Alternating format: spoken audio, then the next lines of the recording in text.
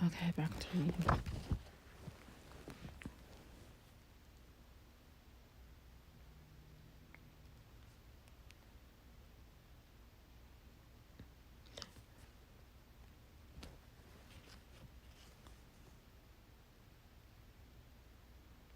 So I put it on TikTok.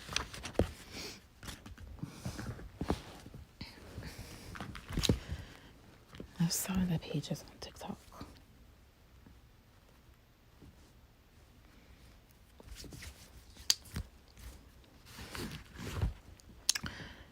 Life in La Demo, right? So when I finish reading, I'm gonna continue reading this.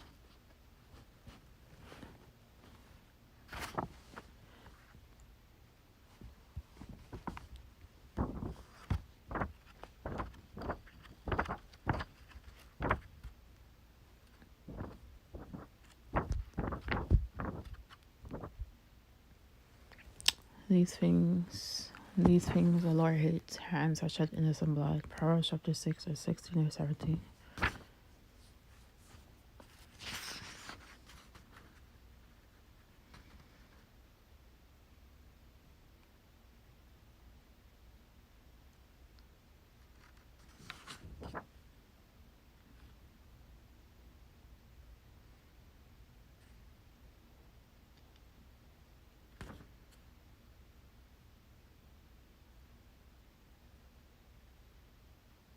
So it says, Kara, Kara Everett of Austin, Texas, used to be a successful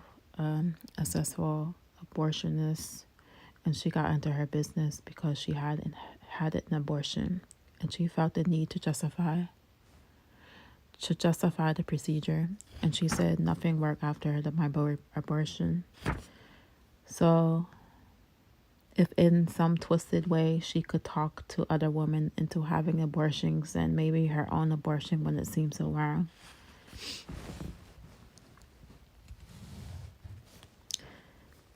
And once she got into the abortion business, she became hooked on the money, and she was well on her way to becoming a millionaire through this means.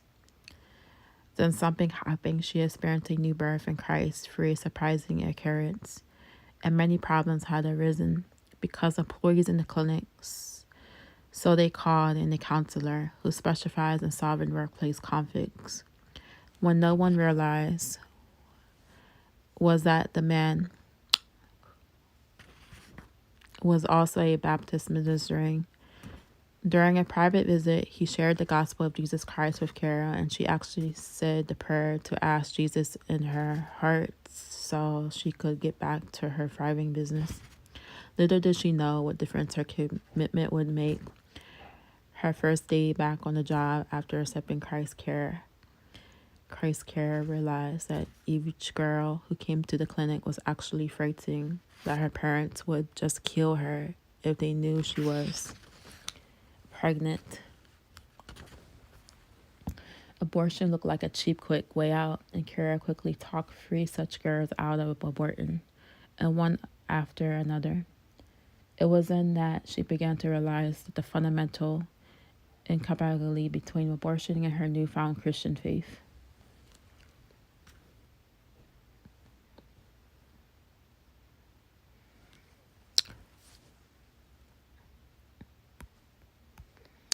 It's like so this little sound comes in and people get up or you coming in your direction.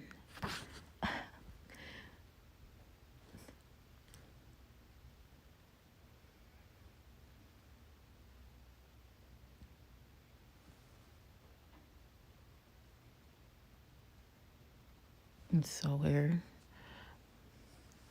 They're probably like, what is that? I don't know. I was on TikTok, but they don't know. TikTok music. It's like crazy, dirty songs on there. Comes up when you try to put the photo on. So when you try to put the photo on, and then the music pops up, and you don't realize that it's a dirty song, and then you change it real quick. They're probably like going in there like, why is she listening to that song?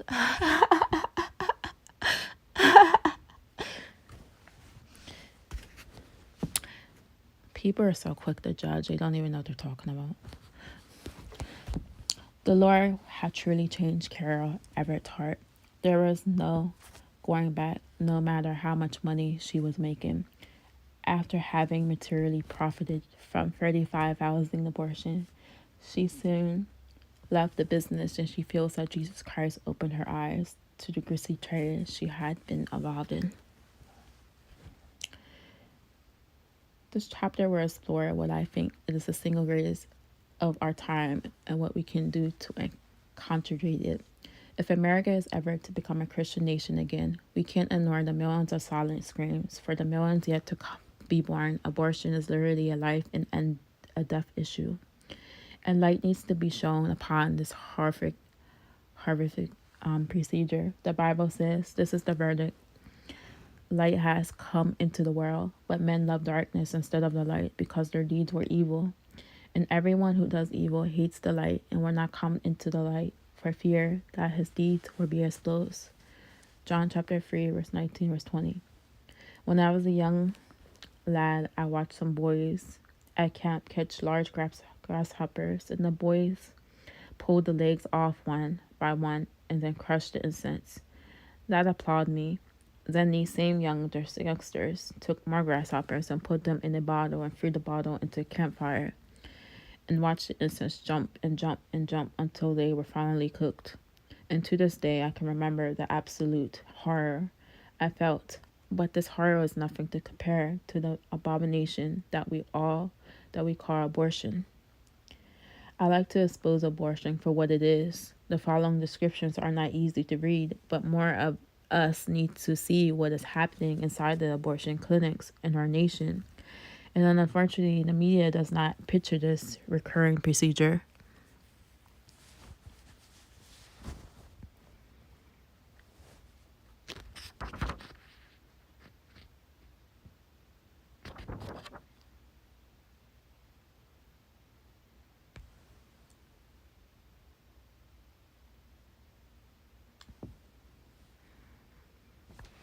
How is an abortion performed? One of the most common types of abortion uses a high-powered vacuum cleaner to suck out the unborn baby piece by piece, chunk by chunk. In another type of abortion, the doctors reach in with forceps and rip off a leg, then another leg, then an arm, all while the baby still be alive and fighting to avoid the forceps. Then the abortionist rips off the other arm and reaches in to crush the baby's head so the doctor can pull it out. Wow, sucks.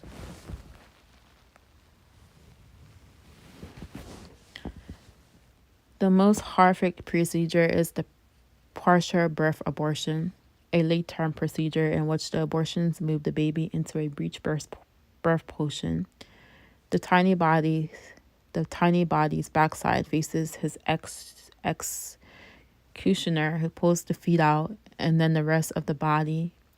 Everything but the head. Understandably, the baby is writhing in pain at all this. Now the doctor punctures the back of the face of the skull with scissors. He puts a tube into the baby's skull and sucks out the baby's brains with a vacuum. When the baby's skull is largely empty, the abortionists pull what's left of the head out of the womb. In the partial birth, abortion is successful. The media know that if any of these things were shown on television, this horror would come to an end. And the Bible says that the Lord hates those who shed innocent blood. Proverbs chapter 6 or 16 verse 17.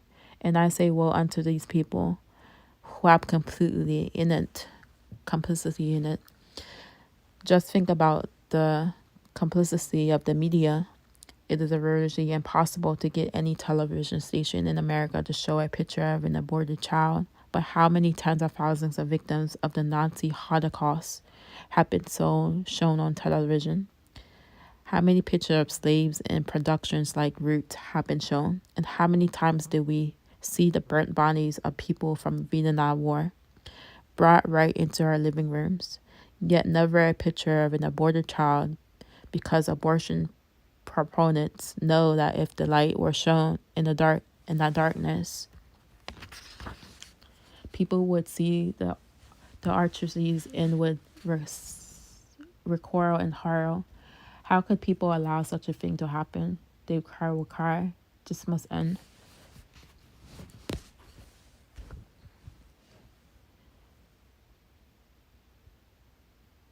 Sure, Richard and extra sonographer who takes sonograms of babies in the womb said something I think is very perceptive. If the wombs had windows, abortion would end. Unfortunately, abortion happens in secrecy behind the well protected doors of abortion clinics and behind the walls of the mother's womb, unseen and unheard. Kara Everett was first-hand knowledge of the deception of the heart of the abortion industry, and she says in front of counseling rooms, the young woman is asking, "Is it a baby?" And she's being told no. But in the back of every single baby, as early as it can be done, has to be put back together. Arms, legs, hands, feet, the head, and the spine. And to be sure it's all there. It is a baby. So we have cinematic deception, not a person. It's something else. It's a glob of tissue, or it's a P.O.C. products of consumption. Some clinics have even told women the fetus appears to have gill slits in various stages of development. They say, you see, it's just a fish. We kill fish, don't we? Yet sea attentions are not gill slits, have nothing to do with fish. They never connect to the lungs. And these marks eventually produce the ears and glands in the neck. But clinics have deceived people into believing the fetus is like a fish-like evolutionary ancestor. And so the deception goes on.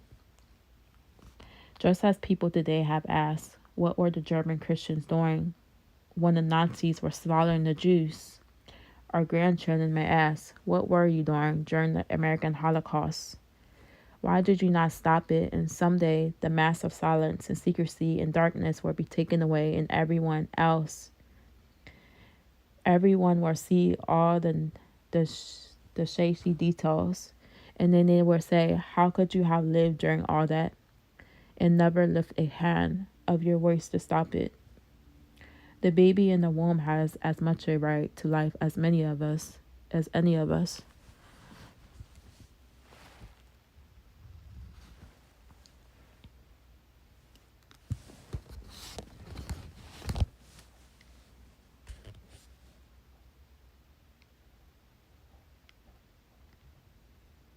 Our Declaration of Independence declares all men are created equal, that they are endowed by their Creator with certain inalienable rights, that among these are life, liberty, and the pursuit of happiness. In one of Dr. Francis Schaeffer's last messages, he said that the right to life is the more fundamental and basic than the right to liberty, or the pursuit of happiness, or any other right, for that matter.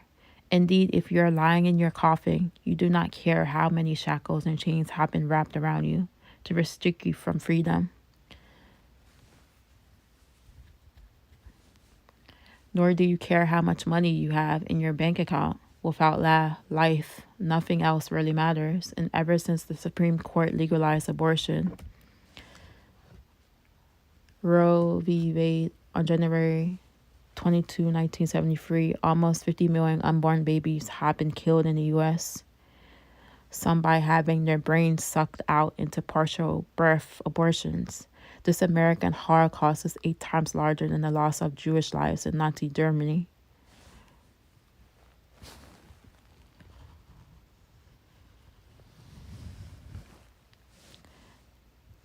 And you might wonder how our nation could be involved in such a Holocaust.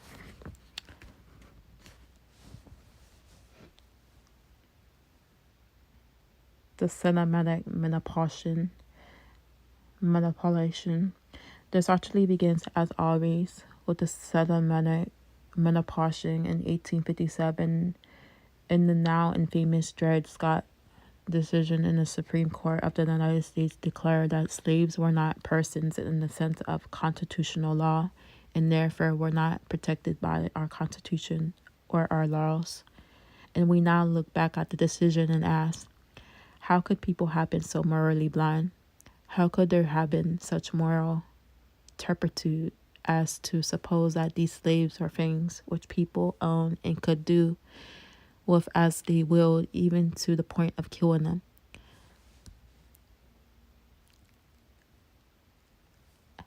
As in every decade of such arteries, this was done in large measure in private and secret on large plantations and hidden from the eyes of many people.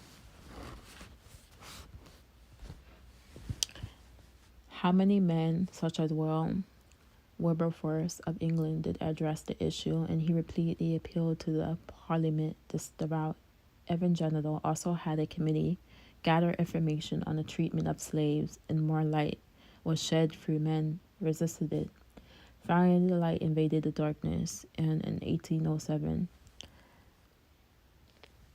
Parliament voted to abolish the slave trade, and in the United States it took a bloody civil war to the end this bondage. After decade upon decade of largely Christian-led anti-slavery movements, including the Underground Railroad, which was run by the Quakers. In 1946, another high tribunal, the Supreme Tribunal of Nazi Germany, declared that the Jews were not persons and therefore not protected by the laws of Nazi Germany. This decision opened the gates to the Holocaust, and millions died.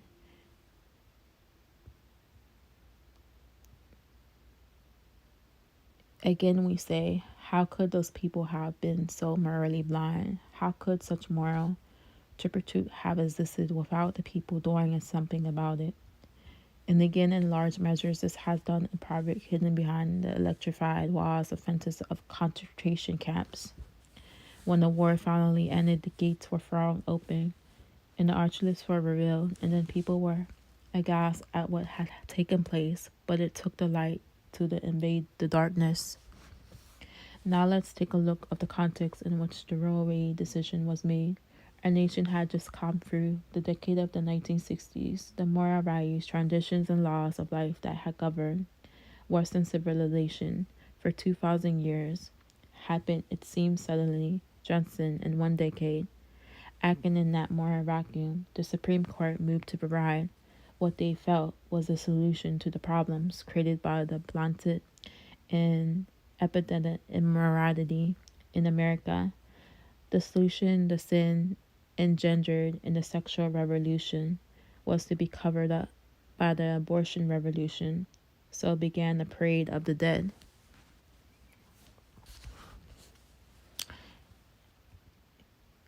In 1970, a few years prior to the Supreme Court decision legalizing abortion, Dr. Malcolm Watts wrote the most revealing editorial for the California Medical Association entitled A New Ethic for Medicine and Society. This is brutality and painfully honest. The traditional Western ethic was always placed the great phrases on the intrinsic worth, equal value of human life, regardless of its stage or condition. And this epic has the blessing of the Judeo-Christian heritage and has been the basis for most of our laws and much of our society policy. And this traditional ethic is still clearly dominant, but there is much such to suggest that it is being eroded at its core and many eventually even being abandoned.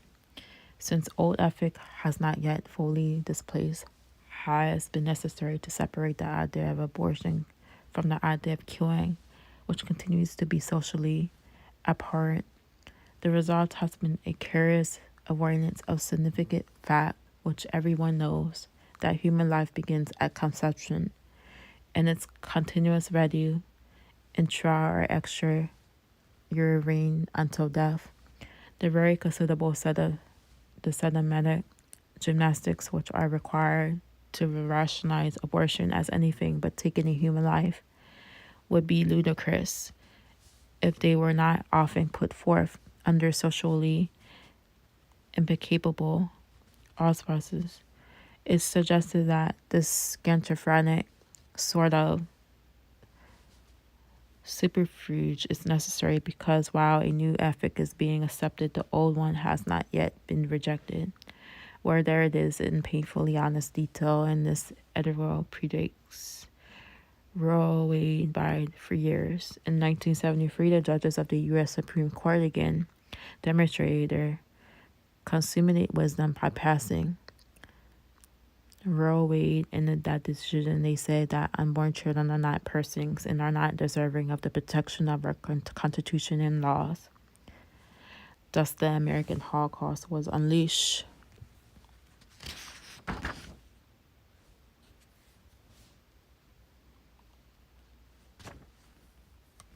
Today, those aborted babies would be out in the workforce rearing children and changing our world, and many of them would be graduating from high school and choosing colleges.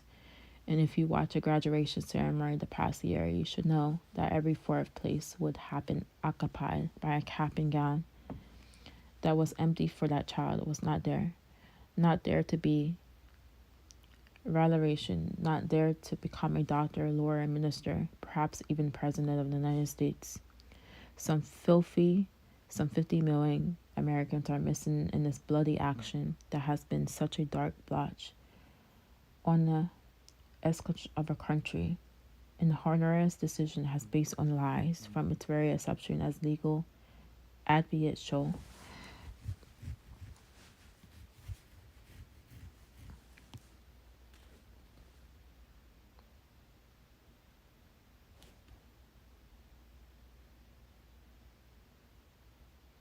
It used to be Roe versus Wade. Now it's Roe agrees with Wade. Sounds confusing, let me explain. Roe v. Wade rested on a series of lies to begin with all. Norma McCorvey, Jane Roe, was an abortion. She says that attorneys assured her they would get her one, and they didn't lie at number one. One of the feminist attorneys had an abortion in Mexico, yet she never gave Norma this information.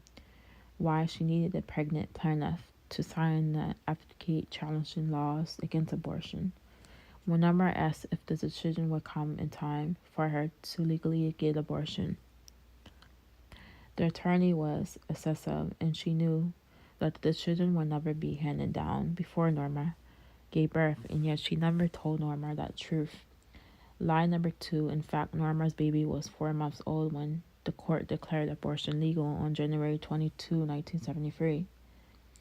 In Roe v. Wade, the attorneys argued that Jane Roe should be allowed to abort because she was gang raped. This too was untrue. In fact, she was neither gang raped nor raped at all.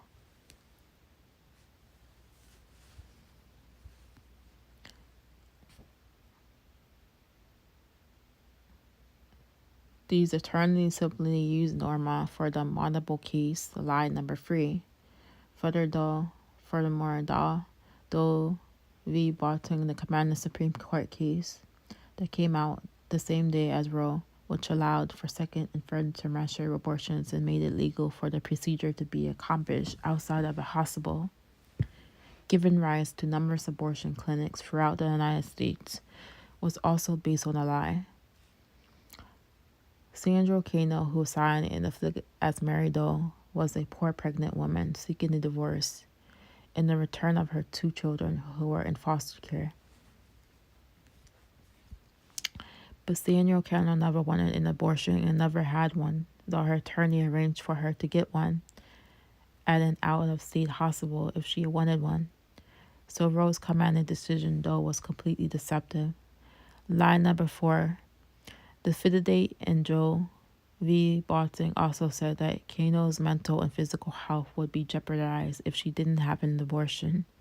Not so lie number 5. Sandra later gave birth to a baby girl. Neither Jane Roe nor Mary Doe ever had abortions. They are now pro-life, and their 2 children are alive today. That's why I say Roe agrees with Wade. Henry Wade, who opposed abortion, was the Attorney General of Texas, the state from which Roe v. came. Another major lie that the whole argument hinges on puff up the number of women killed from illegal back alley abortions. Abortion right advocates used to say 10,000 women a year died in such a way. Dr. Bernard Nafian's co-founder of the National Abortion Right Action Legal, who is today pro-life, admits that they just fabricated the number. I confess that I knew the figures were totally false, but in the morality of our revolution, it was a useful figure, widely accepted, so why go out of our way to correct it? With honest statistics, the data impressed the media enough to report it, but they never took a close look at the detail. Lie number 6.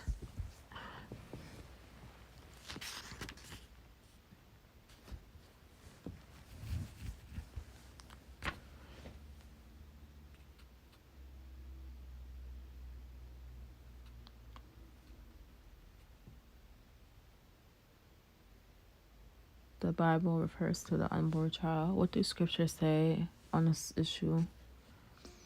The Bible is very clear. It constantly refers to the unborn child, precisely as that an unborn child. The same words are used to describe the child in the womb and outside the womb. In Greek, the word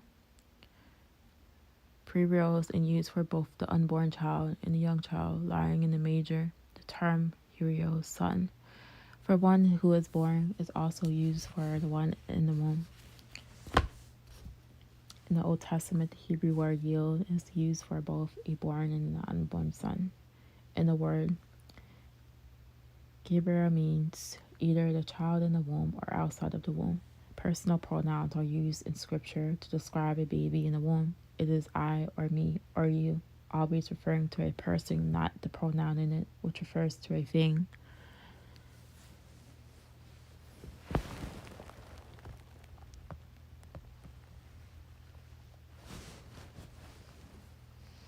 Furthermore, we are told in scripture that both Jeremiah and John the Baptist were sanctified or consecrated from their mother's wombs. Of Jeremiah it said, "Before I, the Lord, formed you in the womb, I knew you. Before you were born, I sanctified you. I adored you, a prophet to the nations." Jeremiah chapter 1 verse 5. You don't consecrate or satisfy a thing, a glob of tissue.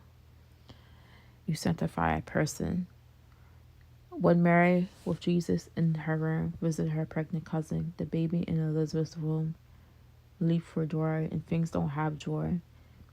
No, the Bible is clear. A person, not a thing, is in the womb.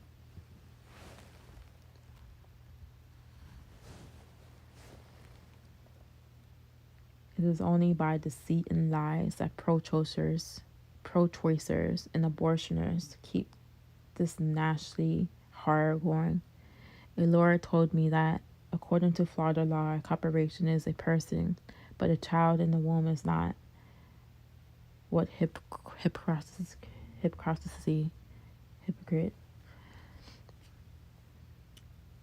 Then there's the so-called pro-choice reform again, a large measure of sentimental deceit. Webster Knife New Collegiate Dictionary defines the noun choice as the power of choosing. And we all know that prefix pro means for pro-choice advocates are for the power of choice. Yet surveys have shown that more than half of the women who have had abortions had not done so by their own choice. According to their testimony, they have done so under duress, under pressure from the fathers of their children, from their own parents, from friends, and from school teachers, and from clinics, administrators. What choice do the abortions give these women? One man who is head of a pro-life organization was picketing an abortion clinic. When the clinic manager told him to stop picketing, he said, "Give me a small desk in the upscore corner and just a few minutes to talk to each of the women simply present the adoption option and explain to them what it is they are carrying in the womb." and I will call off the pickets. The man replied, over my dead body. Pro-choice indeed. Abortion is the only surgical procedure which a physician is not required to tell his patients of the dangerous complications involved in the surgery, or even the truth of what it is he is doing. Removing a baby, not a lump of tissue.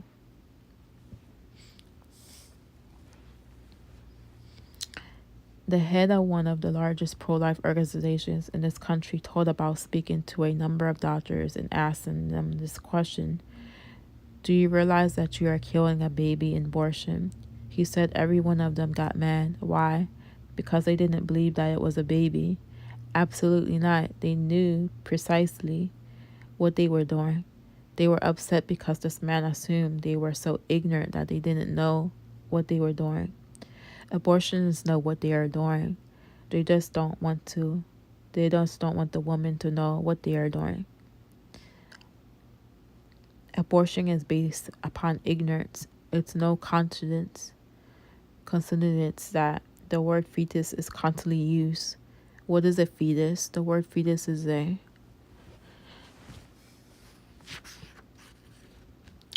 perfectly good Latin word that simply means an unborn child, but the average American doesn't know that.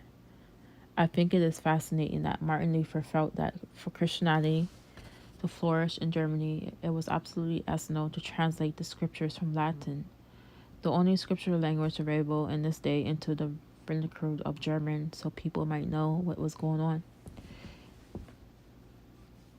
The abortionists purposely reverse this process. They insist on translating the word baby from the vernacular into Latin fetus, so people won't know what's going on. And deception is essential for the abortion industry. The only choice the abortions ever give anybody is Tuesday or Friday. When do you want to have the abortion?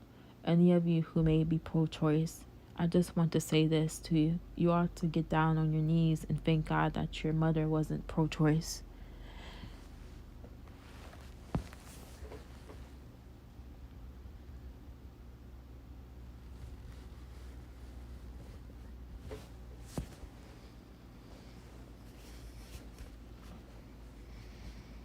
Some people say, well, I'm personally opposed to abortion, but I can't oppose my values on other people. But wait a minute. Suppose if Abraham Lincoln had that view as president, my fellow Americans, I'm personally opposed to slavery and would never own a slave. He would have said, however, I cannot oppose my values on others. If others choose to own slaves, that of course is their prerogative. I can assure you one thing. If that had been the case, we would rarely hear of Abraham Lincoln. Instead, he is considered the greatest and most famous of all American presidents, precisely because he took a firm moral stand for that which was right.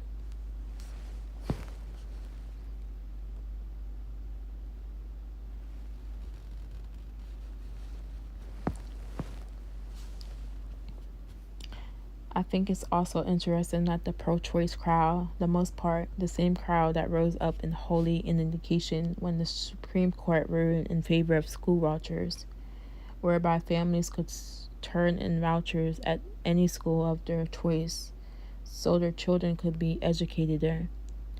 Harrow said that so-called pro-choice group, this can never be allowed. You see, we must allow mothers the choice to kill their children, but we can't allow them to choose where their children will go to school. Isn't that hypocrisy? That's what I would call it. How about sex education? The most effective sex education programs in this country have one thing in common. They promote abstinence. They teach children to respect their bodies. They teach abstinence until marriage, and then fidelity in marriage. The American Civil Liberties Union, ACLU, Planned Parenthood, and others are rising up in holy horror that such things could be taught to our children. And wait a minute, these children are being given a choice rather than just being told. There's only one solution, and you're going to do it anyway. So that is the way to go about it. What about choice evolution or creationism? Despite the scientific evidence for creationism, the same pro-choice group led by the ACLU, says, "Oh, no, students must not choose between the two theories. They must be force-fed evolution and nothing else. How poor choice, poor choices that are considered a school prayer issue, giving children the choice to pray or not to pray, silently or audibly in school. No, we must never give them that choice." Is that fjorded of the pro-choice movement? The only choice these pro-choice advocates are in favor of seems to be the choice of sin and death. And finally, think of the irony of the term pro-choice as it applies to abortion. Those who use it promote only one choice, the choice of abortion, by eliminating other choices such as adoption or keeping a baby. They show that they really aren't pro-choice after all. Allowing only one choice automatically disqualifies you from being truly pro-choice.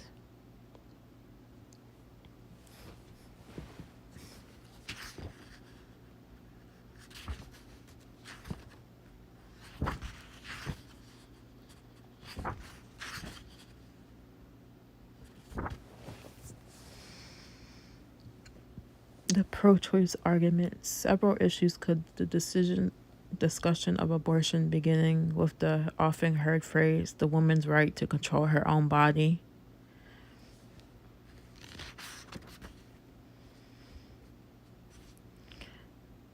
The control of her own body argument.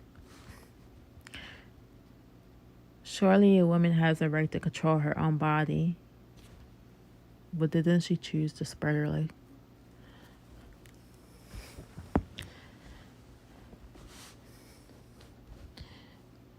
We certainly will grant that. However, we should note that this is not without limits. A woman doesn't have the right to kill her body. That is a crime. The most important thing to remember is the baby is not a part of a woman's body. Every single cell in the mother's body has the same set of 46 chromosomes, exactly the same genes, except the baby who has an entirely different set of chromosomes and genes. The baby makes his or her own placenta, umbilical cord, and nest, and the baby also has her or her own blood supply. And in 50% of the cases, the baby is a different sex. The baby is not a part of a woman's body. However, the baby is dependent upon her. And pro-abortionists say, well, as long as the baby is dependent upon the mother, she should have the right to kill it.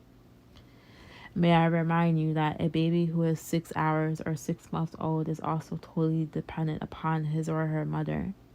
Leave the baby alone for a couple of weeks and he will be dead. And shall we kill babies because they are dependent upon their mothers? How about old people who are dependent upon nurses and their children? Have they also lost the right to live? I recall seeing the cartoon that showed two beautiful babies with hollows around their heads, sitting on a cloud in heaven. And one of the babies says to the other, "She had no right to abort me. After all, it's my body." So you see, the woman's right to control her own body is a fallacious argument. Another matter that confuses the abortion discussion is the matter of rape, incest in the life of the mother.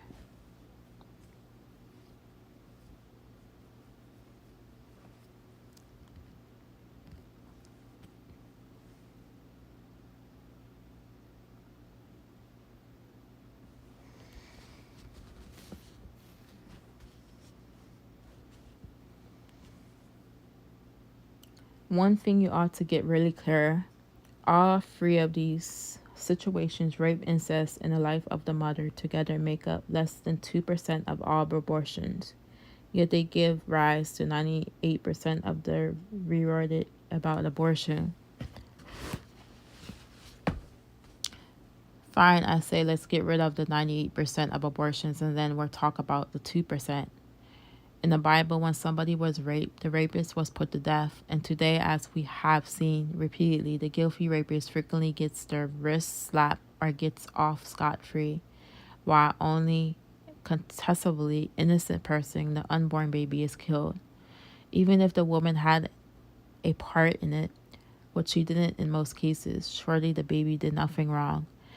Yet the innocent party is killed and the rapist is often gone free.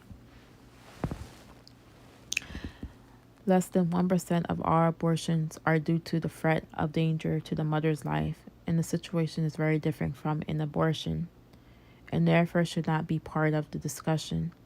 In abortion, the abortions are trying to kill the baby, and here an attempt is made to save the life of the mother and the baby if possible.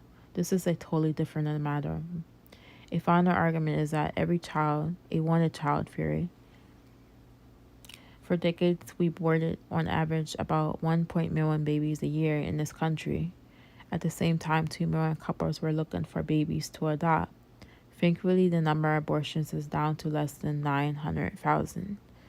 But that's still quite a number of innocent human lives snuffed out. And meanwhile, these babies are not available to those seeking to adopt them. In fact, many adoption agencies have had to close down because of a lack of babies. They are all in incidents such some childless couples have had to wait 5 to 10 years to get a baby. I recently heard about a child who was born with AIDS. The parents didn't want him. I think the mother was dying and the father was gone, and 6 or 8 families lined up to take this child who had a sentence of death on him. The every child, a wanted child proponents say that children will be abused if they are not wanted, and they won't be abused if they are adopted by people who do want them. Yet studies shown that the vast majority of children who are abused were wanted and planned. Another one of the lies. Finally, let's follow the argument to its natural conclusion. Since we have destroyed about 50 million unwanted children, child abuse should have really disappeared from America, yet it is epidemic in our time. I like to propose the reason for child abuse. Our culture has devalued human beings and children in particular. We have destroyed children by the millions in the womb, and we are now moving toward destroying them after they are born. We have in fact become much more violent as a culture since the legalization of abortion in the early 1970s, and the rate of the violent crime has increased in a recent headline proclaimed. The FBI report shows rise in crime rate. How many violent crimes were there the last year? There were 1.4 million, about as many as the normal rate of abortions reported in America. Surely human life has become much cheaper in America than it was in 1973. Mother Teresa asked in a penetrating question that pro-choicer cannot answer, and if we can accept a mother can kill even her own child, how can we tell others not to kill one another? People who advocate abortion also propose that we jettison our century of life ethic and replace it with a qualifier of life ethic.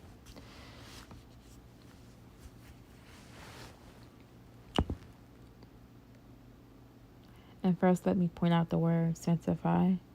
Sanctily comes from the Latin word santos, which means sacred, holy, or sanctified, words that relate to God. It is only in the eyes of God that anything can be made sacred or holy or sanctified. Therefore, this word deals with a spiritual essence. The word quality, however, deals with the material things. We can examine the quality of a cloth or the quality of an automobile. Centrally of life deals with a theistic concept. Quality of life deals with a non-theistic concept. So we are being asked to abandon our theistic ethics and accept an atheistic, meritistic ethic. That, my friends, is a long step down a very slippery slope. And 30 years ago, many of us throughout the country were saying that legalized abortion was the first step down a slippery slope. that could lead to infanticide, suicide, effusionism, what? Effusionism, I don't know that word. And of course, the final stop at the end of the path, genocide. Well, that was said to be ridiculous and absurd. Yet today, infanticide and practice in every major city in America, nothing by mouth, is a sign over the crib of many a baby. However, this is abbreviated so people won't recognize its meaning. The NBO, nothing by mouth. Let it die. But it's a baby. It's not even a fetus. It's out of the womb. It's alive, but it doesn't come up to the proper quality of life. We should never forget that before Adolf Hitler ever killed a single Jew, he murdered like 275,000 handicapped people. First abortion was prevalent in Germany for over 20 years. Then there was infanticide, the killing of babies. And then there was the destruction of the handicapped adults. And some pro-abortions argue that Hitler was opposed to abortion. That's only partially true. He opposed abortion for Aryans, but he supported, and in some cases, forced abortions for non-Aryan Jews, Gypsies, and Slavs. In contrast with the pagan worldview of Nazi Germany and the beliefs of some quarters of the modern America in the sight of God, every soul is equally sacred and can't be measured on some square. Unfortunately, we have slid down the slippery slope so that now suicide is becoming almost epidemic in our society. And doctor-assisted suicides are the same bullets. Anesthesia. The killing of the elderly is the big push in our time and is already legal in one state, in Oregon. I think it's interesting to note that with almost 50 million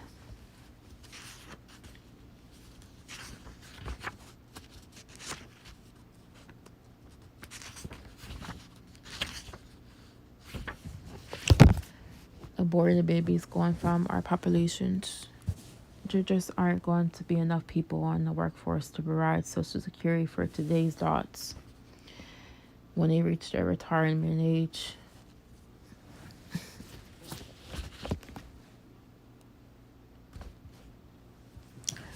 And there's no security fund built up to fill the gap. The funding is taken out of current taxes, so there won't be enough to pay for their medical expenses. Then they will be told that they don't have the quality of life they ought to have, so therefore kill them. Poet justice, the generation that killed their unborn children would in turn be killed by the children they failed to kill. I recently saw a cartoon that showed a bedridden woman, a middle-aged couple that was at her side. And then the man had a court order in one hand and a hypoallergenic needle in the other, and they were getting ready to give her an injection to put her to sleep permanently. And the man was her son. With great bitterness in her voice, the mother says, "I knew I should have aborted you." Weber, like all the rest, poetic justice at last.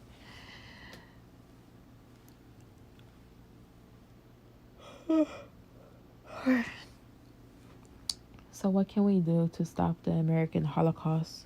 If we are to experience a new birth of freedom in this nation, we cannot proceed with business as usual. I believe several steps will make a significant difference here. Who would have ever thought Jane Roe versus W would be pro-life? But she is today because Redflip Richmond had a 7-year-old girl, Emily Mackley, took the time to share the love of Christ in the gospel with her. Imagine Norma McCrory's surprise when the pro-life group Operation Rescue, run by Flip Richmond, moved next to choice a choice for a woman. The abortion clinic where Norma was. Please charge in time to prevent low battery. Oh, goodness.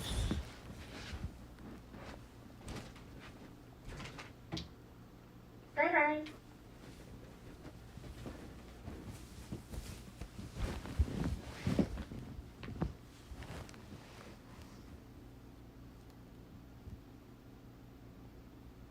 Imagine Rose McCrory's surprise when the pro-life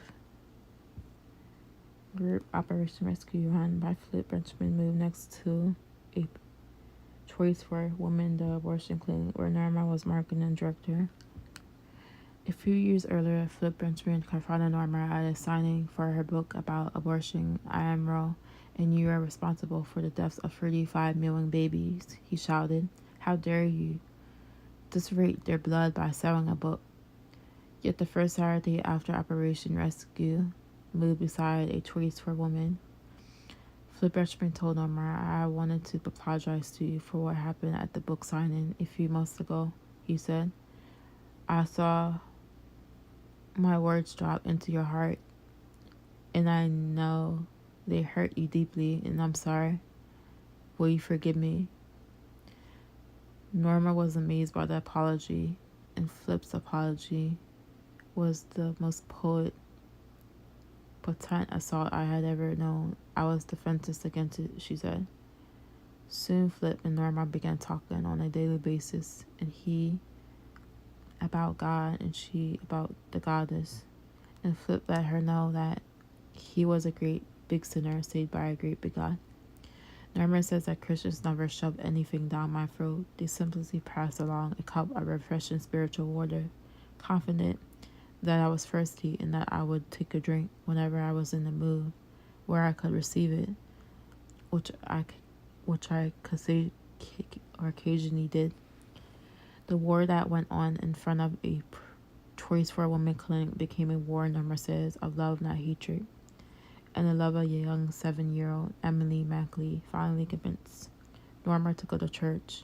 The child's mother, Rhonda, worked for Operation Rescue, and Emily often played outside the office. The engaging the little girl befriended Miss Norma, and they soon spent time together. In truth, though, at that time I didn't know it. I was being won by love. I couldn't handle the hatred when people yelled at me and called me a murderer and a wicked witch, and things that shouldn't be printed. That didn't affect me. I could handle that. But the love in Rana's face and the love pouring out of enemy's voice, well, that love just about ripped me apart.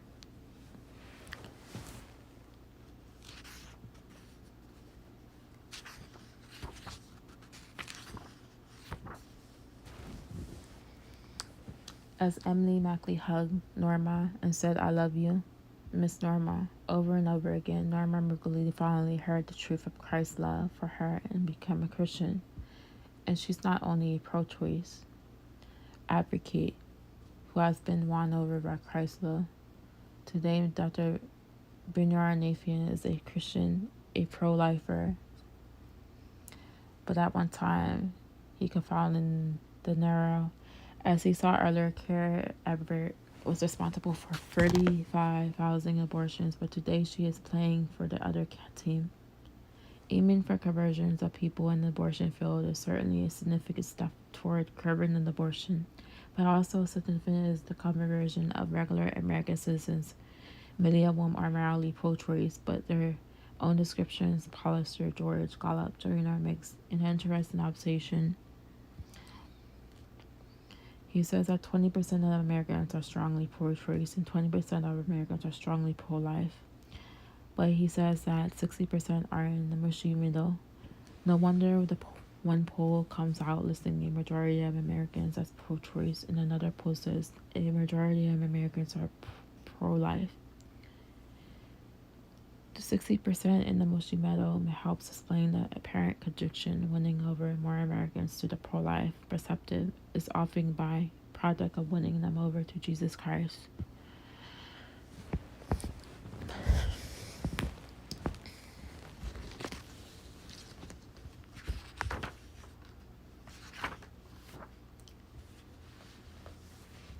Not everyone who claims to be a born-again Christian, born-again, opposes abortion. Some Christians agree that abortion is wrong, but they think it should remain legal because some women are going to have it anyway. Therefore, converting more people to Christ is not the only answer. We need to help these Christians understand that God is pro-life, as witnessed in the Bible. We live in an information age, yet when it comes to some key social issues such as abortion, there's a great deal of misinformation, and the more Americans would become pro-life if they just knew a few basic facts.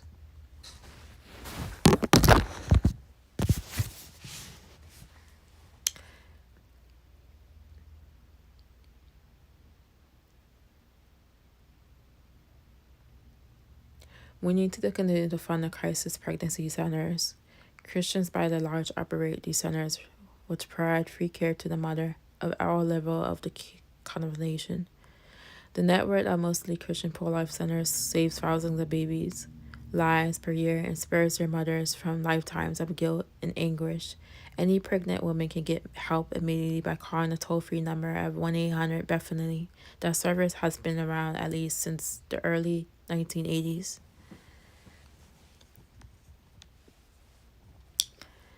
And many times, lonely Christian congressperson sticks his or her neck out on behalf of pro-life legalization, only to receive a major attack from the secular media and the pro-abortion forces. The Christian community is often all silent in such conflicts, and we leave such a statesman's position in the wind. Supporting pro-life candidates presupposes keeping up with the candidates in the first place, and this may seem obvious much often. We find ourselves in the voting booth with little or no information other than the candidate's name and party affiliations.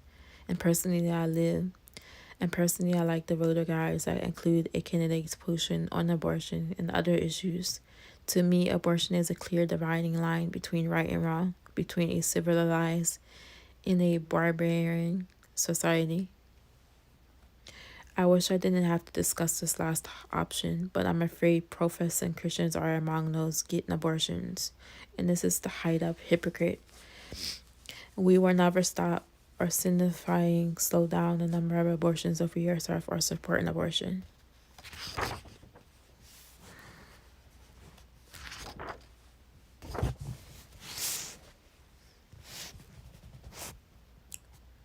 In all these issues, we are never going to be part of the solution if we are a part of the problem. Suppose you found out your daughter was pregnant out of wedlock. How would you react? Obviously, as parents, we try to do everything we can to teach our children the right way to live, but they don't always follow it. Meanwhile, as Carol Everett learned, many young daughters think their folks are going to kill them if they find out they are pregnant.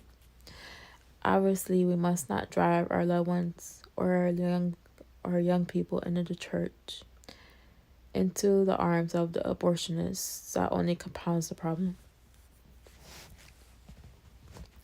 And some of you reading this book have had abortions. Others have encouraged them. Some others have actually taken a young lady by the elbow and led her to the abortion clinic to cover up her or her sin. Your conscience is smiting you now.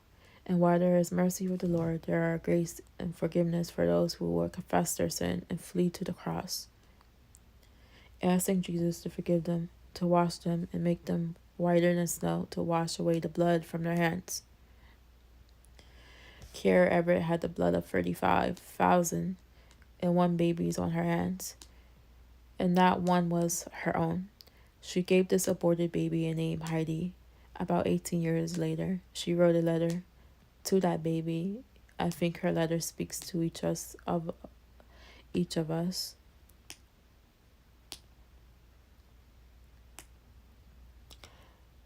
So it says, Heidi, I wish I could see you right now and hold you, but for now, I can only share with you what's on my heart. I hope you like the name I've given you.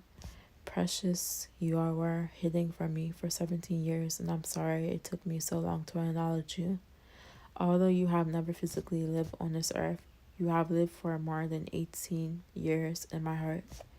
It is true your father and I had no place for you in our home, but you have always had a home in my heart, and you will live there as long as I live.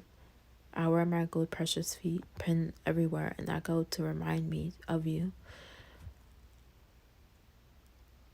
Hiding nothing can replace the loss of you, but I want you to know that your death has not been without purpose. The love God has shown to me and forgiven me compels me to work hard, telling every mother and father I can about my mistake. I try to help them hear the cry of their unborn child saying, I want to live. I want to have the opportunity to grow to my full potential. Full potential too. Don't shut me out before I have a chance to share my life with you. Don't shut your heart to me.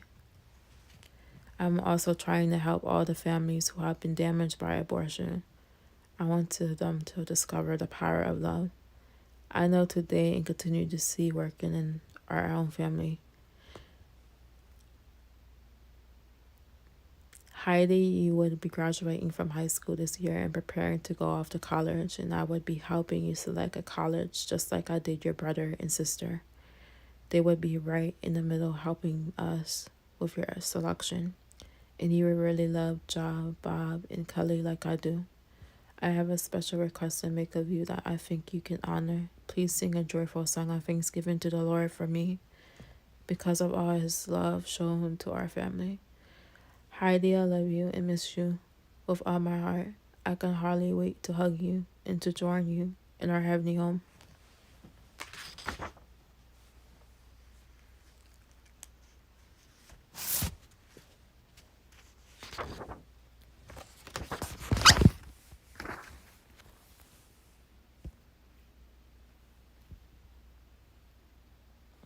Okay, I'm reading.